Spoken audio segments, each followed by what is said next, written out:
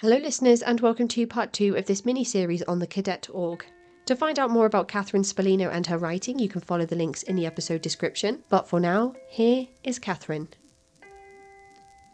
There are some beautiful moments between you and your brother as you go through the book, and the moment where you decide to kind of run one more lap around the field to hatch a plan on how you're going to tell your leaders that you want to leave is one of my favorite moments. I'm so glad that you get to have that relationship outside of Scientology with at least one of your direct family members, because you can piece all of your experiences together and say, oh goodness, do you remember this, and what about when that happened? And I imagine those conversations with your cadet friends as well are always really interesting.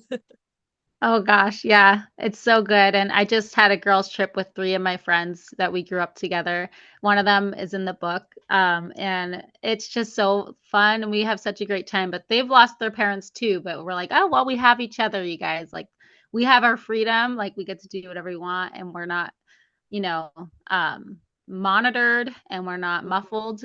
Like, our speech is not taken away from us. So we're very grateful for that and to have each other. Yeah, absolutely. And I guess in some ways they are your family. They were the people that you spent the most time with, the people that you grew up with, and I think that's really special. So I'm really glad for young Catherine that she's been able to maintain those relationships later in life, because of course, unfortunately, in many of these situations that isn't the case, especially with suppressive people. The term that Scientology uses for people that leave Scientology and then talk out about the horrific abuses that take place in Scientology, and the shunning policies that are in place for individuals to be disconnected from their families, is something that's all too common in the majority of groups that we discuss on this podcast. So knowing that you have those connections with people who are also outside is quite refreshing in a way, and it's really nice to hear that. And before you move up to the Sea Org, there are a lot of instances of you getting into trouble and taking the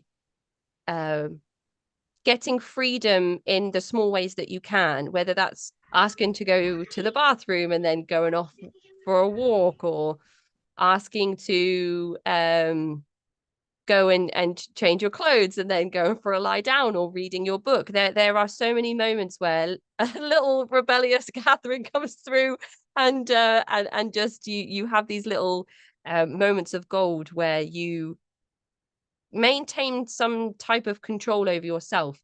And I think that's my favorite theme that goes throughout the book. You do end up in the Sea Org. And for people that might be listening who haven't heard too much about Scientology, can you explain what the Sea Org is? Yes, the Sea Org was developed by L. Ron Hubbard for when people were so dedicated to Scientology, they would basically join what was called the Sea Org, and it was named that because it used to be on ships, because I didn't know this until later, they were trying to avoid being taxed by government, so they were out at sea.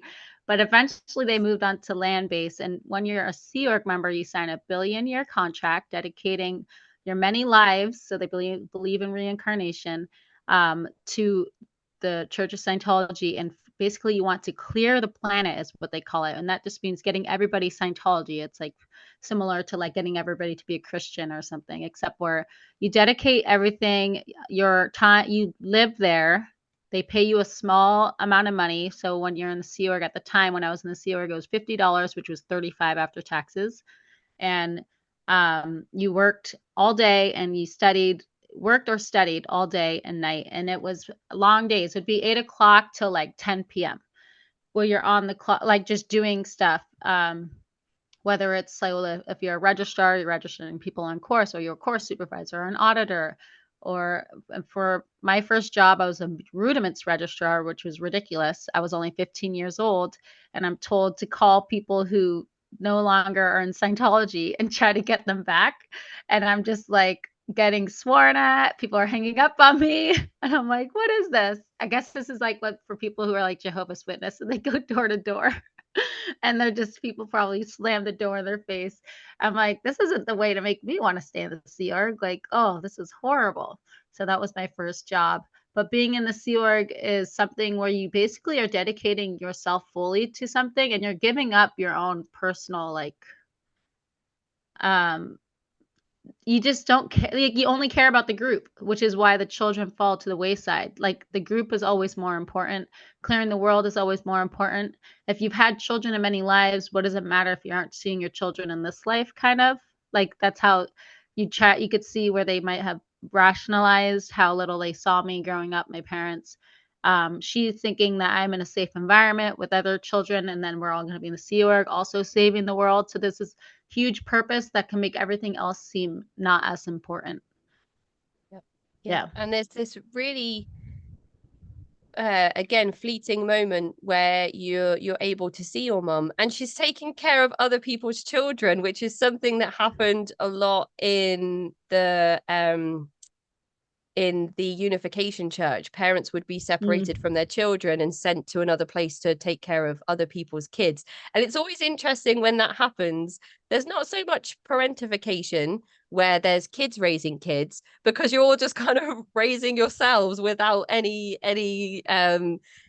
siblings directly around you. And of course, this is most likely by design, this family separation. Mm-hmm. Yeah, and I think it was just because they wanted the people who were in the Sea Org to not be distracted. And they used to do like Family Day when we were growing up, and that was like once a year where all the families got to do a picnic. And then there was Sunday mornings we would get to spend with their parents, and if they requested time off, maybe a Sunday whole day. And then it became more and more infrequent because they slowly, gradually take away everything. So at first it was like you would get picked up Saturday night and have Saturday night and Sunday morning. Then all of a sudden it's like I'm sent to the ranch and it's like, well, your family could take the bus up and see you every Saturday or every other Sunday. And then all of a sudden the bus stops coming. I don't know why. So now my parents don't even drive. They're from New York originally, so they don't have a way of coming up.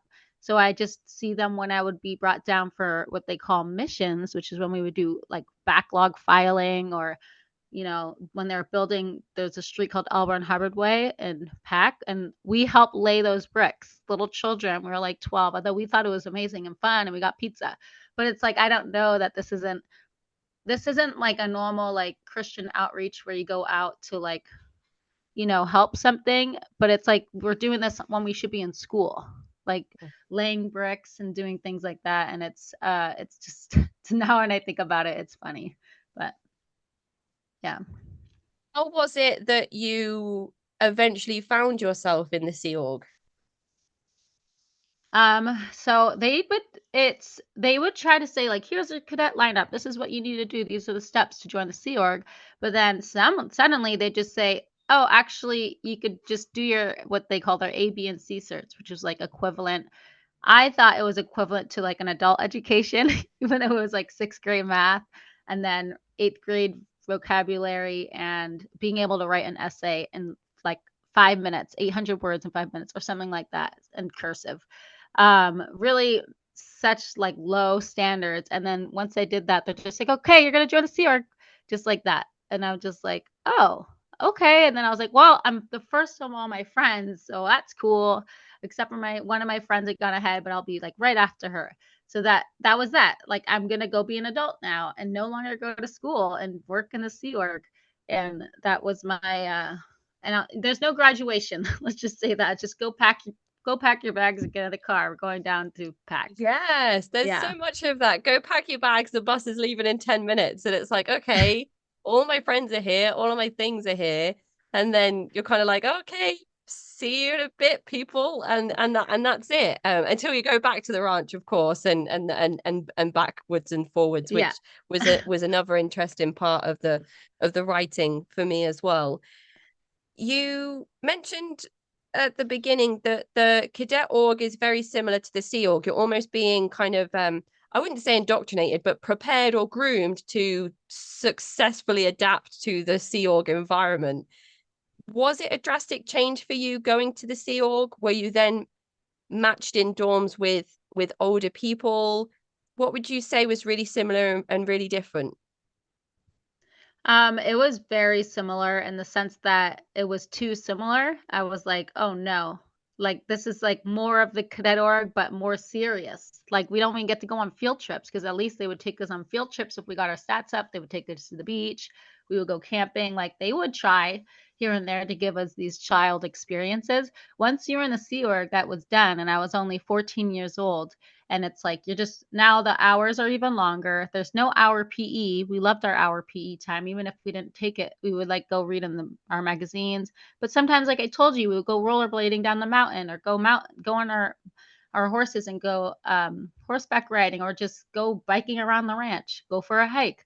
To have that hour taken away is huge. Now I just had these 30-minute meal times, 7:30 a.m.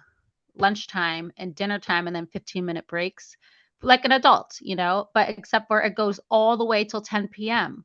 And that was very boring and horrible. Was basically Yes, how I especially took when the you're Sea Org to be. 14.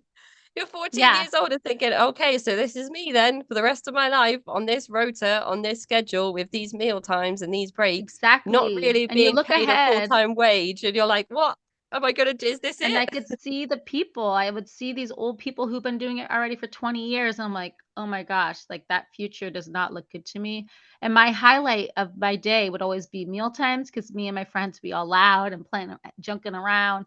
And then it's the same cadets, who are now all in the Sea Org. Or at nighttime at 10 p.m., where me and my friend Miriam are like going for a walk and, getting picked up by the police because we didn't realize there's a curfew.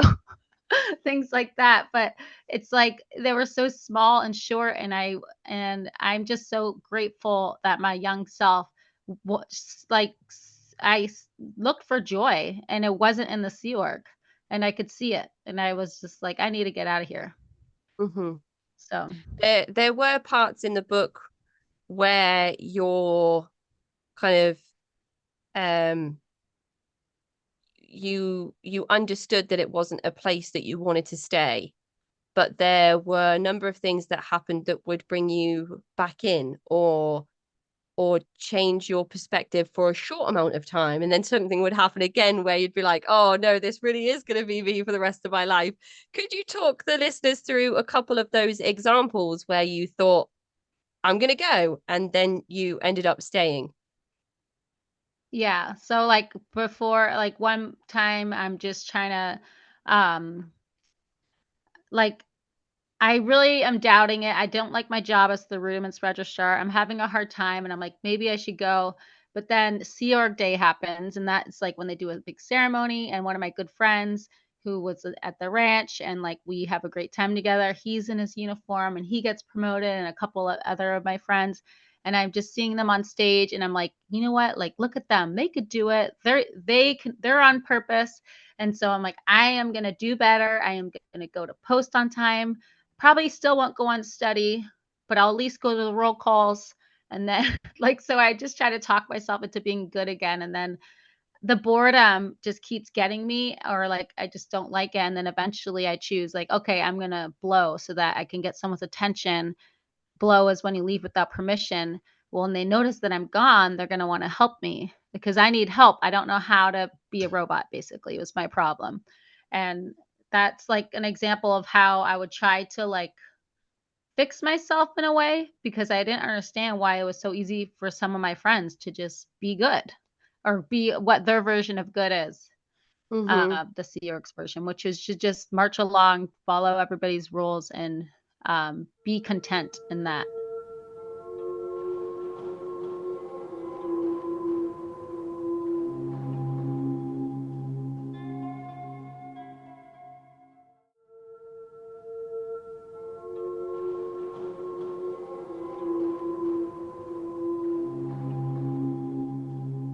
Yeah, yeah. And this was something that was happening before the Sea Org. You left at one point and you hitchhiked and you got picked up by um thankfully a good decent Yes, person thankfully. that took you back to the ranch. Then there's another point where you write a letter to one of the people who is higher up saying, want to be here. I want to leave. And then they bring you in and they say, okay, I can see there's an issue here.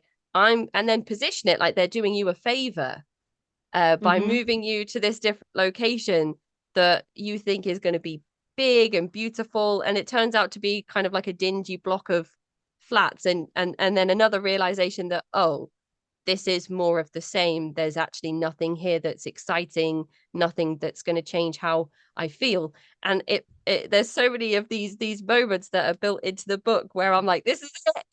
She's leaving, and then there's something else that happens. I And know. It's got to be frustrating in some way for maybe for some readers, but it was real, like that self-talk, because like, yeah, I get persuaded back, but also there's that big part of like, I want to save the world too. What's more important, me or the world? So it's like me trying to be less selfish. So like when somebody persuades me, it was almost an easy persuasion because I'm already indoctrinated into thinking my purpose is to be in the Sea Org. And every time I tried to veer off, I get pushed back. So yeah, it happened too many times to count, but it all led to me eventually leaving. So the good thing that I'm proud of is that I was questioning things even at that young of an age, and that I held on to it and it was never squashed, which was really, which I admire about myself now as an adult. absolutely, absolutely. You have this strange cognitive dissonance as within the narrative of the book of knowing you don't want to be there, but being picked up by truckers, by police officers, by people who are like, hey, where did you come from? And you're like, oh, from the Church of Scientology building. And still having these thoughts in your mind, like, I'll tell them where I'm from, but I can't say anything bad about Scientology, even though I'm trying to leave Scientology. And there's these really conflicting thoughts. So it feels as though your brain is telling you to leave, but also the indoctrination that you've been exposed to throughout a lifetime at this point is still stopping you from passing over that threshold completely. And it's, again, such an insight into the mind of a person that is born and raised in one of these environments, as opposed to somebody that joins later in life or as an adult, which of course is likely to be a very different insight and perspective. And this is so important. It's the first account that I've read of anybody really growing up in the Cadet org. I had an interview with a very brave woman who came forward to talk to me about joining the Sea Org at a very, very young age after her mother signed over guardianship to somebody that this person had never met and never saw again, and was just left in the Sea Org. And that was shocking to me.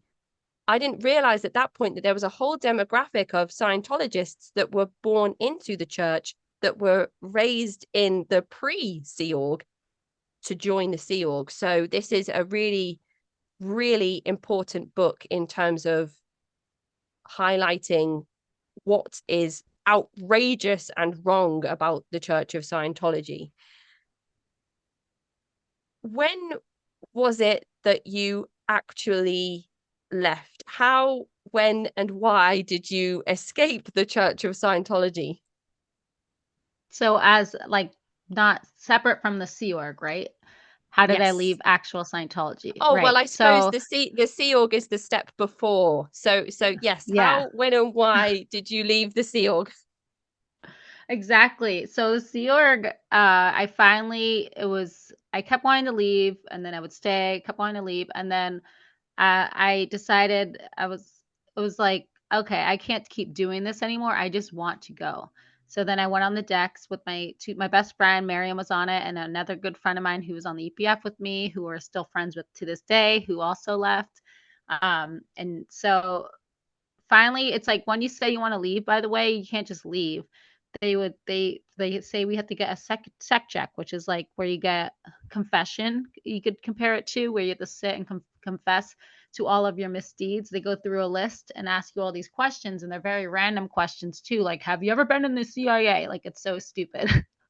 Or like inappropriate questions. Have you ever masturbated? Have you ever, like, and I'm 14, 15 by now. I'm like, I'm not answering these questions. So I just lied, but I was good at tricking what's called it's called the E-meter, which is like a lie detector.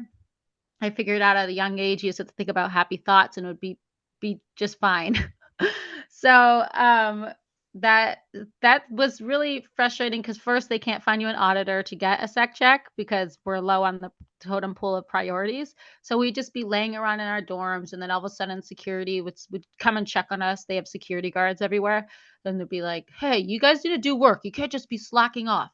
So then they would like have us like stripping wires in the parking garage, or like waxing the floor of one of the service organizations late at night. And we did that for a few months, but finally when I got a sec check, then I was like, I passed it after like an afternoon, and then they're like, okay, you could go. And my mom had a sister I had no idea about in Florida, so she sent me to go live with her and my cousin who was 17.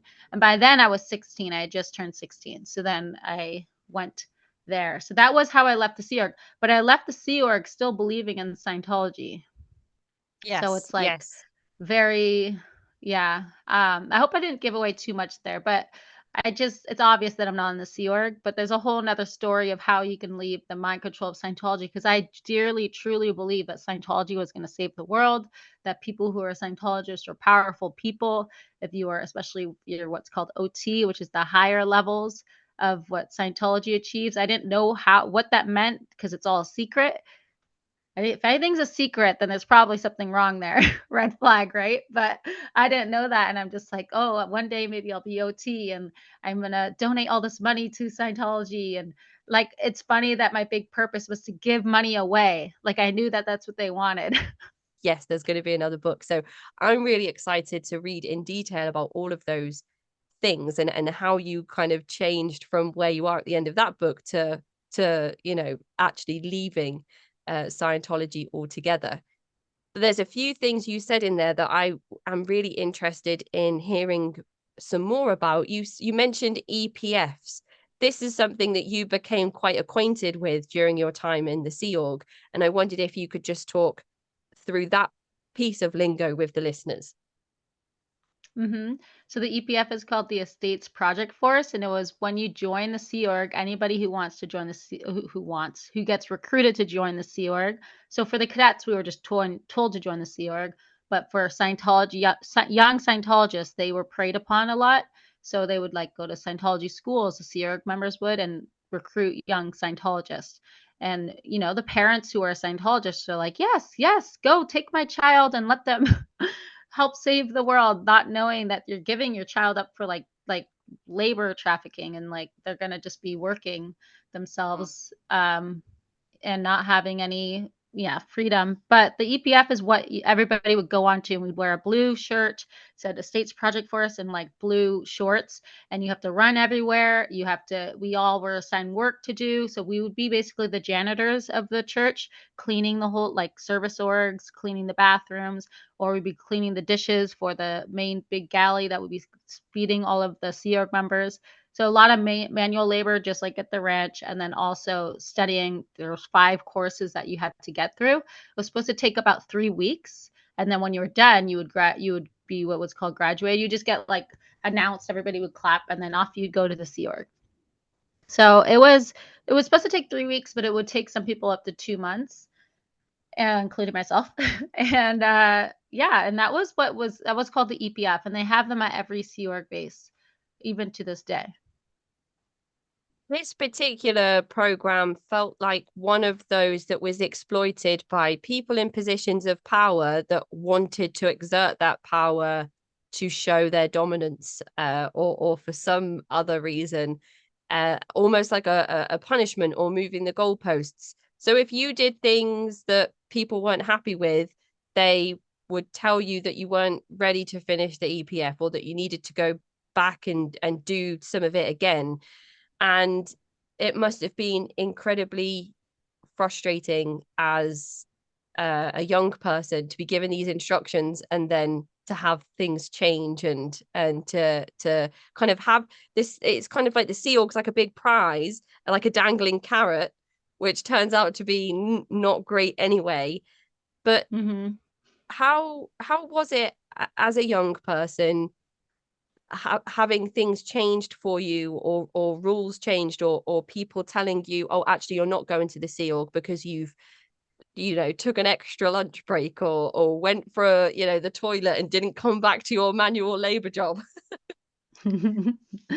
Yeah, it was like very frustrating because I definitely felt like things were very arbitrary there. And even though they have so many roles, everything's written out, but it also could just be like, okay, you all are going on the EPF, or okay, you're in the Sea Org and you're not doing well, you just go back on the EPF. Like, and it always felt like I began to realize like none of this even really makes sense. Like, you don't even know what to do with me. You're just shuffling me around. And what is the point of me even being here? I'm not even doing anything productive. By the time I'm thinking of leaving, I'm at this point, my job is a CF clerk, or my post. So I'm just filing letters that people write into the church, or the church writes out. And it's like such a menial task, and it's so boring. And I'm just like, this is all pointless, is basically where I'm at. And anytime I would try to, would doubt something too, they'd just be like, maybe you need to go on the EPF. Um, so it's, yeah, I mean, that was pretty much not, it wasn't something that I enjoyed about being in the Sea Org. Was it felt very random, all, and like how I was treated. Even the punishments could be random. So it was Yeah. very strange. It brings into perspective a really important point, though. You're a child that's born and raised in the Church of Scientology, and you are expected to join the Sea Org, and your parents are part of the Church of Scientology.